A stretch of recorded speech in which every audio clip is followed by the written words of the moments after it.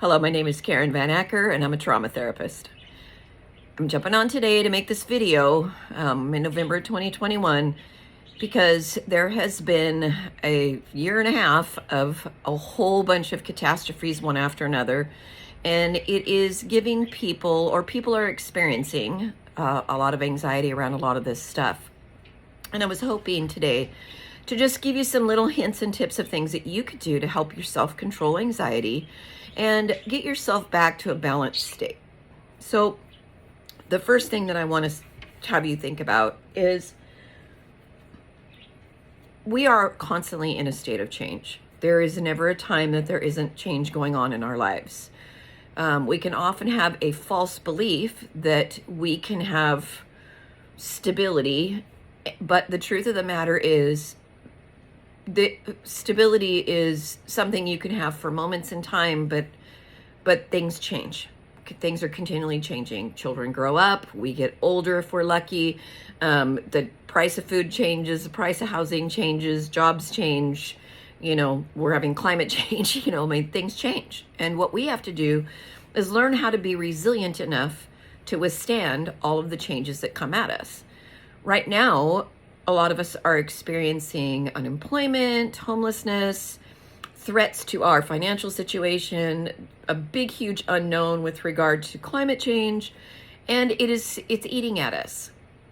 But knowing that change is normal and that we have tools to adapt, it goes a long way to settling our minds around being in the middle of a change experience, and especially a big one like we're experiencing right now.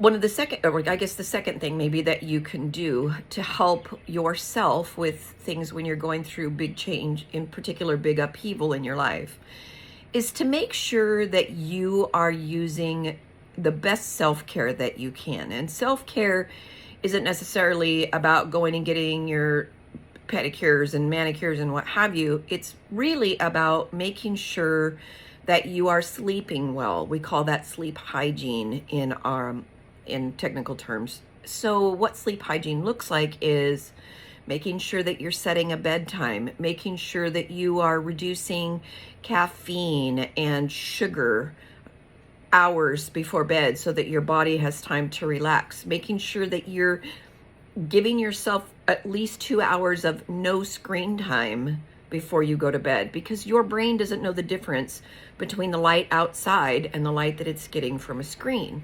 So if you're struggling with sleep, reduce that screen time, about 2 hours before bedtime, and you'll notice that your body will be able to relax. Also, you want to make sure that you're in a comfortable bed, that your sleeping arrangements are such that you can keep your body calm while you're trying to sleep. Make sure that it's dark enough in the room, and make sure that it's quiet enough.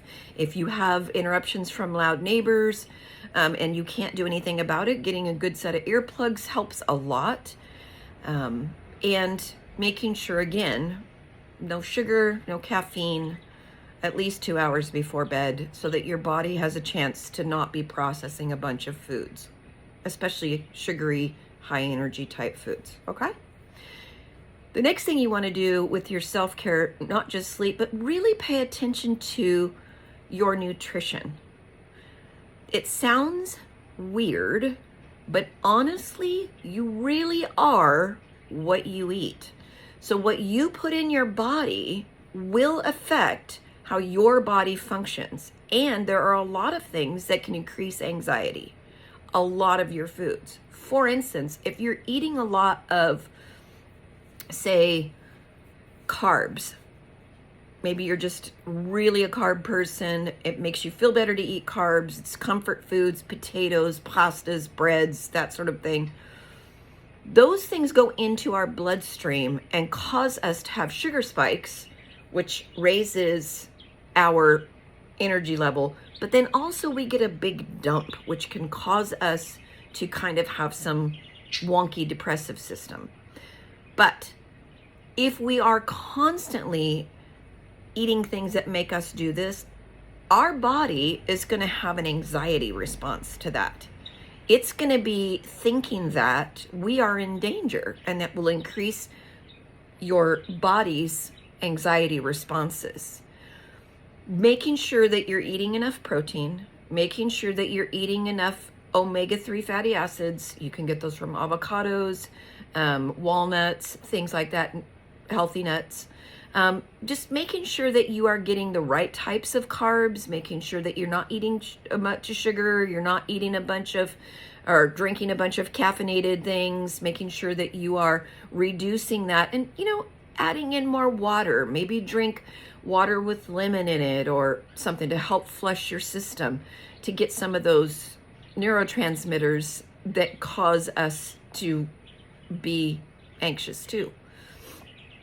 So that's the second thing, paying attention to your nutrition. The other thing that you can do is, if you're really, really out of balance and you have done all of the things that you know to do, start looking at, maybe you need to go into the doctor and have a blood test that shows where all of your nutrient levels are in your system. Like, are you getting enough magnesium? Are you getting enough, again, protein? And are you getting enough of those things that stimulate all of the parasympathetic nervous system to calm your body down? And we'll talk in another video about the sympathetic nervous system and the parasympathetic nervous system and how they work together to both elevate your anxiety, to get you safe if you're in a dangerous situation, and how to calm it down with the parasympathetic nervous system, which, when you're out of danger, comes in naturally if you're in a good state. But for right now, self-care is primary, and the first things that you can do at home without going to a doctor to take care of yourself. Make sure you're eating right. If you know you're eating too much sugary stuff, stop doing it. Here's another thing. Don't watch the news. The news, the way that it is created right now, is what is provocative. And if you don't know what provocative means it is created to provoke something in you. So it is created to provoke anxiety, anger, something like that, to get you to do something different, okay? And if your body is getting super anxious because of all the things you're afraid of in the world, one of the best things you can do is stop watching the news. Don't watch it on Facebook. Don't listen to it on the radio. Don't look at it on TV. None of that stuff. Just back away from that stuff and let your body calm down. I think we're at like the fourth thing. So the fourth thing, if we're at the fifth. I'm sorry, I forgot to write it down that I was counting. Anyway, tap into your creativity. Those things that you really, really, really enjoy. We get so distant from our inner world, our real, true self, when we're living in a lot of catastrophic situations, that we forget that those parts of ourself that are creative and connected to that which is bigger than us are super important to help us to feel safe, so that our anxiety reduces. So for instance, speaking to somebody today, and they are a musician, and they have just put aside all of that stuff because they have felt very overwhelmed with all of the things that are stimulating anxiety in the world right now. And the first thing that I told her to do was get back to your music. If you are a creative person and you have a creative outlet, it is imperative that you honor that and use it. If the media that you have been using it isn't working for you anymore, try something else. If you're a musician and you just can't, sometimes we get stuck, we can't write, we can't play, try something else.